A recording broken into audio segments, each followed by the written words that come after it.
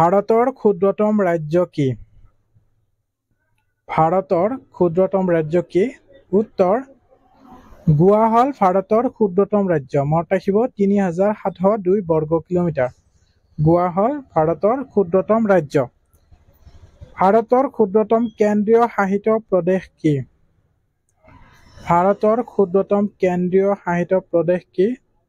উত্তৰ লাক্ষাদ্বীপ হল ভাৰতৰ ক্ষুদ্ৰতম কেন্দ্ৰীয় শাসিত প্ৰদেশ আৰু কিমান ৩২ কিলোমিটাৰ। মনত ৰাখিব ৩২ কিলোমিটাৰ। ভাৰতৰ ক্ষুদ্ৰতম জনসংখ্যাৰ ৰাজ্য কি? ভাৰতৰ ক্ষুদ্ৰতম জনসংখ্যাৰ ৰাজ্য উত্তৰ ছিকিম হল ভাৰতৰ ক্ষুদ্ৰতম জনসংখ্যাৰ ৰাজ্য। কিমান আছে ৬,১০,৫৭৭ জন। মনত ৰাখিব। ভাৰতৰ ক্ষুদ্ৰতম জনসংখ্যাৰ কেন্দ্ৰীয় শাসিত প্ৰদেশ কি? ভাৰতৰ ক্ষুদ্ৰতম জনসংখ্যাৰ কেন্দ্ৰীয় শাসিত প্ৰদেশ কি? উত্তৰ লাক্ষাদ্বীপ ৬৪,৪৩৭। মনত ৰাখিব ভাৰতৰ ক্ষুদ্ৰতম জনসংখ্যাৰ কেন্দ্ৰীয় শাসিত প্ৰদেশ। ভাৰতৰ সৰ্বাধিক জনবসতিৰ ঘনত্বৰ ৰাজ্য কি? মনত ৰাখিব ভাৰতৰ সৰ্বাধিক জনবসতিৰ ঘনত্বৰ ৰাজ্য হল বিহাৰ। প্ৰতি বৰ্গ কিলোমিটাৰত ১,১০৬ জনকৈ।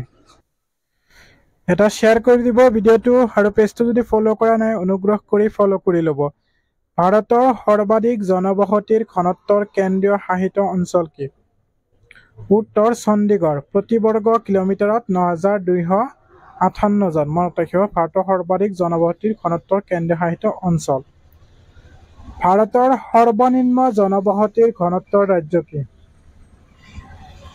ভাৰতৰ সৰ্বনিম্ন জনবসতিৰ ঘনত্বৰ ৰাজ্য কি? উত্তৰ অৰুণাচল প্ৰদেশ। প্ৰতি বৰ্গ কিলোমিটাৰত ১৭ জন। মনত ৰাখিব। ভাৰতৰ সৰ্বাধিক সাক্ষৰতাৰ হাৰ থকা ৰাজ্যখনৰ নাম কি?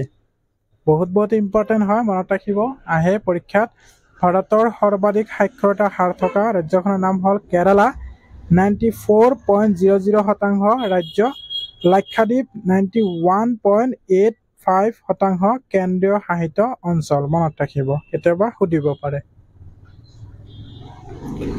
ভাৰতৰ সৰ্বাধিক বৰষুণ হোৱা ঠাইখনৰ নাম কি? এই কুৱেশ্যনটো বহুত ইম্পৰ্টেণ্ট হয়, মনত ৰাখিব পৰীক্ষাত সোধে। ভাৰতৰ সৰ্বাধিক বৰষুণ হোৱা ঠাইখনৰ নাম কি? মৌচিনৰাম, মেঘালয়ৰ মৌচিনৰাম। মনত ৰাখিব বছৰি প্ৰায় ১৪৭ দিন ইয়াত বৰষুণ হয়। বৰষুণৰ পৰিমাণ বছৰি গড়ে ১,১৮৭ চেণ্টিমিটাৰ। মনত ৰাখিব ইম্পৰ্টেণ্ট হয়। ভাৰতৰ দীৰ্ঘতম ওলমা দলংখনৰ নাম কি? ভাৰতৰ দীৰ্ঘতম ওলমা দলংখনৰ নাম কি? উত্তৰ বিদ্যাসাগৰ সেতু কলকাতাত আছে ৪২৩ মিটাৰ। মনত ৰাখিব ভাৰতৰ দীৰ্ঘতম ওলমা দলং বিদ্যাসাগৰ সেতু কলকাতাত আছে। মনত ৰাখিব। ভাৰতৰ ক্ষুদ্ৰতম নদীদ্বীপ কি? মনত ৰাখিব ভাৰতৰ ক্ষুদ্ৰতম নদীদ্বীপ কি? উত্তৰ উমানন্দ গুৱাহাটী। মাটিকালি আছে ১৩ বিঘা ৩ কঠা। মনত ৰাখিব। ভিডিঅ'টো এটা শ্বেয়াৰ কৰি দিব আপোনালোক সকলোৱে। এটা অনুৰোধ আৰু পেজটো যদি ফ'ল' কৰা নাই অনুগ্ৰহ কৰি ফ'ল' কৰি